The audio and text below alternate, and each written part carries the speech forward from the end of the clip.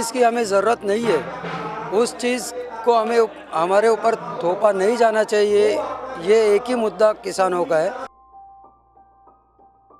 कभी पानी बंद, कभी इंटरनेट बंद, या फिर लोगों को यहाँ तक नहीं पहुँचने देने के लिए बहुत सारे कोशिशें कर रहे हैं, रोड को बंद कर रहे हैं। करते वो लोग अनाज प्रोवाइड करते, फसल उगाते, उसमें वो लोग लॉस भी होते कभी कभी बेचारे, तो भी हमारे लिए अनाज बेचते हैं वो लोग। तो मोदी सरकार एक्चुअली वो जो मांगे हैं, वो जो नहीं चाहते वो डबल से देना गलत है उनका। हमें भी यहाँ पर आने के लिए बहुत रोक टोक हुआ, हम बहुत मुश्किल से आए, पर यहाँ के जो है मदद करने वाले थे अच्छे थे, हमें हेल्प किए, गाइड किए। ਕਿਸਾਨ ਅੰਦੋਲਨ ਦੀ ਤੁਹਾਨੂੰ ਇੱਕ ਇਸ ਤਰ੍ਹਾਂ ਦੀ ਤਸਵੀਰ ਦਿਖਾ ਰਹੇ ਹਾਂ ਜਿਸ ਨੂੰ ਦੇਖ ਕੇ ਤੁਹਾਡਾ ਹੌਸਲਾ ਬੁਲੰਦ ਹੋ ਜਾਵੇਗਾ। ਕਿਸਾਨ ਅੰਦੋਲਨ ਕਿੰਨਾ ਜ਼ਰੂਰੀ ਹੈ, ਕਿਉਂ ਕਿਸਾਨ ਅੰਦੋਲਨ ਕਰ ਰਹੇ ਨੇ, ਕੀ ਕਿਸਾਨਾਂ ਦੀਆਂ ਸਮੱਸਿਆਵਾਂ ਨੇ। ਇਹ ਜਿਹੜੀ ਇੰਟਰਵਿਊ ਅਸੀਂ ਕਰਾਂਗੇ ਉਹ ਸਭ ਕੁਝ ਕਲੀਅਰ ਕਰ ਦੂਗੀ ਕਿ ਕਿੰਨਾ ਫਿਕਰ ਹੈ ਕਿਸਾਨਾਂ ਨੂੰ ਆਪਣੀਆਂ ਜ਼ਮੀਨਾਂ ਦਾ ਤੇ ਕਿਸ ਤਰ੍ਹਾਂ ਦੇ ਕਿਸਾਨ ਕਿੰਨੀ ਦੂਰੋਂ ਕਿਸਾਨੀ ਸੰਘਰਸ਼ਾਂ ਦੇ ਵਿੱਚ ਪਹੁੰਚ ਰਹੇ ਨੇ। ਇਹ ਜਿਹੜੇ ਤਿੰਨ ਤੁਹਾਡੇ ਨਾਲ ਤੁਸੀਂ ਵਿਅਕਤੀ ਦੇਖ ਰਹੇ ਹੋ, ਇਹ ਮਹਾਰਾਸ਼ਟਰ ਦੇ ਬੰਬਈ ਤੋਂ ਆਏ ਨੇ। ਅੱਖਾਂ ਤੋਂ ਇਹਨਾਂ ਨੂੰ ਦਿਸ ਨਹੀਂ ਰਿਹਾ, ਪਰ ਇਹਨਾਂ ਦਾ ਝੁਕਾਅ ਦੇਖੋ ਕਿਸਾਨਾਂ ਵੱਲ, ਇਹਨਾਂ ਦਾ ਦਰਦ ਦੇਖੋ ਕਿਸਾਨਾਂ ਦੇ ਨਾਲ। ਕਈ ਸੌ ਮੀਲਾਂ ਦੀ ਦੂਰੀ ਤੈਅ ਕਰਕੇ ਇਹ ਸਿੰਘੂ ਬਾਰਡਰ ਪਹੁੰਚੇ ਨੇ ਤੇ ਇੱਥੇ ਆ ਕੇ ਕਿਸਾਨਾਂ ਦੇ ਹੱਕ ਵਿੱਚ ਇਹਨਾਂ ਨੇ ਆਪਣਾ ਸਮਰਥਨ ਦਿੱਤਾ ਹੈ। ਇਹਨਾਂ ਨਾਲ ਗੱਲਬਾਤ ਕਰਾਂਗੇ ਕਿਉਂ ਕਿਸਾਨੀ ਨਾਲ ਇਹਨਾਂ ਨੂੰ ਇੰਨਾ ਪਿਆਰ ਹੈ ਤੇ ਕਿਉਂ ਇਹਨਾਂ ਨੇ ਇੰਨੇ ਮੀਲਾਂ ਦੀ ਦੂਰੀ ਤੈਅ ਕਰਕੇ ਸਿੰਘੂ ਦੇ ਵਿੱਚ ਕਿਸਾਨੀ ਸੰਘਰਸ਼ ਵਿੱਚ शामिल होने का फैसला किया। गलबात करते हैं, आप कहाँ से आए हैं और कैसे आपको पता चला कि जहाँ एक बड़ा किसानी आंदोलन हो रहा है। जी मैं मुंबई से हूँ, मेरा नाम पुण्यनगर देवेंद्र। नयन फाउंडेशन की ओर से हम यहाँ पर पहुँचे हैं किसान आंदोलन में। पिछले 73-74 दिन हो गए हम किसान आंदोलन के बारे में सुनते आ रहे हैं। सरकार इसमें बहुत सारे रोड़े लगा रही है, कभी पानी बंद, कभी इंटरनेट बंद, या फिर लोगों को यहाँ तक नहीं पहुँचने देने के लिए बहुत सारे कोशिशें कर रहे हैं। रोड को बंद कर रहे हैं, किले लगवा रही है, तारे लगा रही है, और जो लोग खेतों के द्वारा भी यहाँ पर आना चाहते हैं उनको भी पुलिस द्वारा रोका जा रहा है। अभी हम भी जब आ रहे थे सिंघू बॉर्डर पे तो हमें SHO ने रोक लिया था बीच में, तो हमें एक रिक्शा वाले ने सहायता की यहाँ तक पहुँचने के लिए। तो ये जो आंदोलन चल रहा है पिछले 73 दिनों से, 3 काले कानूनों के विरोध जो मोदी सरकार ने पारित किए हैं, ये कानून किसानों को इस चीज़ की ज़रूरत नहीं है, फिर भी उनके ऊपर ये कानून थोपा जा रहा है। जो चीज़ की हमें ज़रूरत नहीं है उस चीज़ को हमें हमारे ऊपर थोपा नहीं जाना चाहिए। ये एक ही मुद्दा किसानों का है। इतने मुद्दे को अगर सरकार ने मान लिया तो ये सारा आंदोलन, तीनों बॉर्डर खाली हो जाएंगे दिल्ली के, और किसान भी अपने अपने घर, अभी करीब 2.5 महीने हो गए, अपने अपने घर जाके अपना संसार भी चला सकते हैं। और हमें जो पहले से ही हमें अनाज प्रोवाइड कर रहे हैं वो आराम से प्रोवाइड करेंगे और हमारा देश भी आराम से चल सके।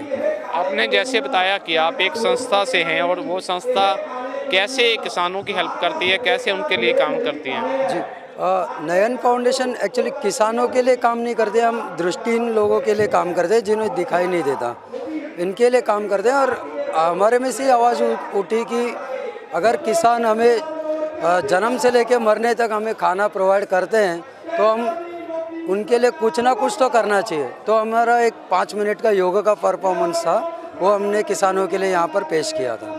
बिल्कुल जी, इनके साथ 2 महिला भी हैं, उनको भी आँखों से दिखाई नहीं देता। इन जो अब बात कर रहे थे जिनसे, इनको थोड़ा बड़ा दिखाई देता है, लेकिन ये 2 महिला हैं जो इनके साथ, ये भी महाराष्ट्र से आई हैं, इनको बहुत कम दिखाई देता है। उनसे बात करेंगे। आप इतनी दूर से आए हैं और आपको आँखों से दिखाई नहीं देता, फिर भी आपको किसानों का जो दर्द है, जो अन्नदाता का दर्द है, वो ऐसा आपको लगा कि आप इतनी दूर चले आए। एक्चुअली किसानों के लिए तो हमें पहले से करनी चाहिए, बिकॉज किसान हमारे लिए बहुत कुछ किया करते हैं। वो लोग अनाज प्रोवाइड करते, फसल उगाते, उसमें वो लोग लॉस भी होते कभी कभी बेचारे, तो भी हमारे लिए अनाज बेचते हैं वो लोग। तो मोदी सरकार एक्चुअली वो जो मांगे हैं, वो जो नहीं चाहते वो डबल से देना गलत है उनका। वो जो चाहते हैं वही दीजिए उनको, और उनको उनके घर पे जाने दीजिए। उसका देश भी चलेगी अच्छे से और हमें फसल भी अच्छे से मिल जाएगी। वो अगर यहाँ पर बॉर्डर पे रहेंगे तो हमें फसल कैसे मिलेगी? फसल उगेगी तो ही फसल मिलेगी ना हमें। तो मोदी सरकार जो कर रही है वो गलत कर रही है।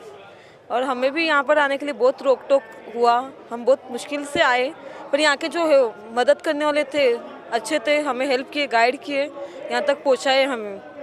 बस मुझे इतना ही बोलना है मोदी सरकार से कि जो कर रहे हैं वो गलत है, जो किसान चाहते हैं वो दे दीजिए उन्हें। देखिए ये बात कितनी अजीब है। 3 ऐसे लोग जो किसानों के समर्थन में सिंघू बॉर्डर पर आना चाहते थे, उनको भी नहीं आने दिया जा रहा था दिल्ली पुलिस के तरफ से।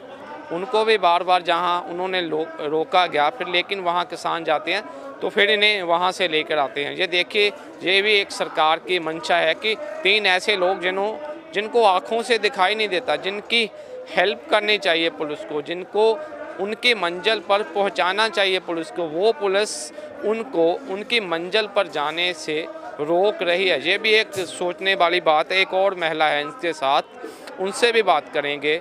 आप भी बम्बई से ही हैं जी।